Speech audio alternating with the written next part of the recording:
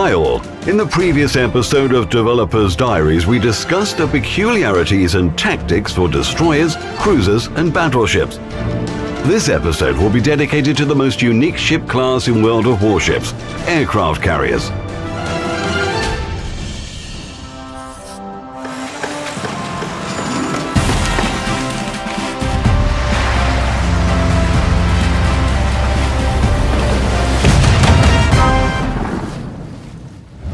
Aircraft carriers in World of Warships are the fourth type of ship in the game. They may be the last class we are covering, but they are definitely not the least in terms of importance. These ships are quite large and are also another kind of capital ship along with battleships. Carriers are also fairly speedy. They usually have a higher top speed than battleships and are comparable with cruisers. Some are even faster than certain cruisers.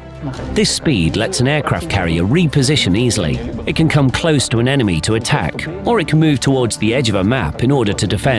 On top of this, it's not easy to guess where an aircraft carrier is. After all, it's a high-speed ship. Aircraft carriers are excellent at spotting enemy ships. Finally, aircraft carriers have tremendous firepower, even greater than that of battleships. One of their advantages is the operating range of their aircraft. Planes can cross the whole map with ease. A carrier can attack from unexpected angles. For example, if enemy ships use a mountainous island as cover, then the carrier's aircraft squadron can bank around the island and attack from the side, something a battleship's shells can't do. The drawback is that a carrier's squadron can be shot down.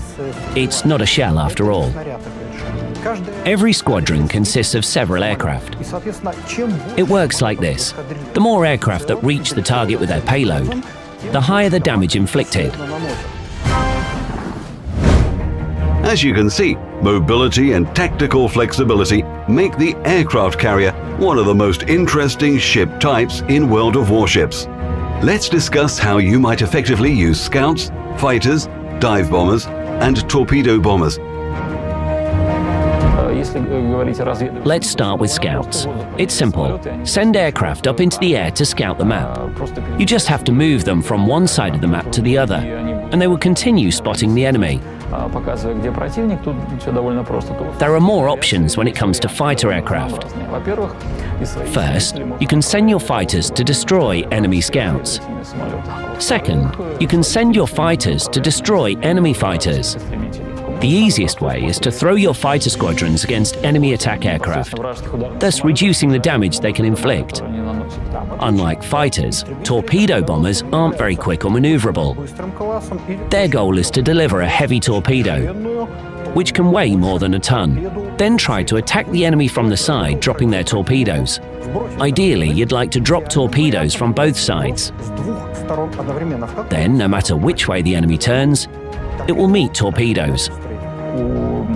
Bombers, on the other hand, don't have to worry much about angles. They can attack from the side or from the front.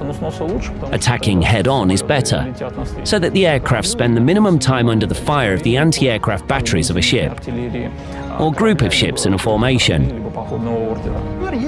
There is an American aircraft carrier named Langley.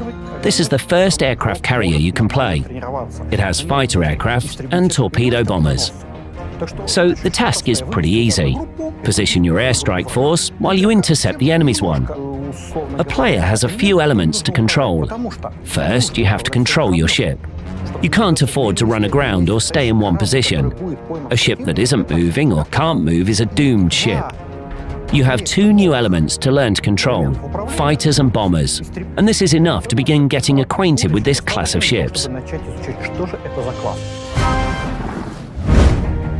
All aircraft carriers have similar weapons, thus the tactics we use for playing them are basically the same. However, they do have different constructions, sizes, and armor, so there are variations. First, you should know the difference between armored and unarmored aircraft carriers. Take a Japanese Shinano carrier, for example. It was rebuilt from a Yamato-type battleship. It has a well-armored deck and a nice armor belt. So it will be almost impossible to sink with artillery, even up to cruiser-sized guns. Players used to play it in the front line, having no problem dealing with fire from cruisers. Its aviation group was also pretty effective at destroying the enemy. When you play an aircraft carrier, your gameplay will be more like that of a real-time strategy game. Tactical placement of aviation groups, finding targets, and even the carrier's position are very important. If you are operating at a very long range, your squadron will have to cover this distance to attack and then come back as well. So, if an aircraft carrier moves closer to its target when launching and receiving squadrons and stands back while they're in operation, the aircraft need less time to reach their target. Thus, you can use them more often, and this means inflicting more damage on your enemy. However, getting closer to your enemy is a risk, so you have to keep a balance.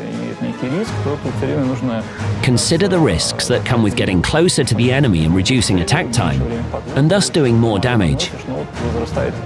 Carriers can easily decide the fate of a battle. Yes, you have to control a lot of things, your carrier, your aircraft group, as well as the tide of battle. But at the same time, this helps you to assess the situation. It's quite possible that clan leaders will choose aircraft carriers to go into battle with.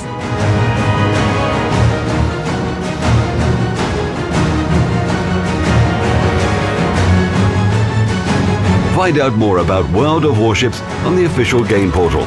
Get the most accurate information about the project firsthand.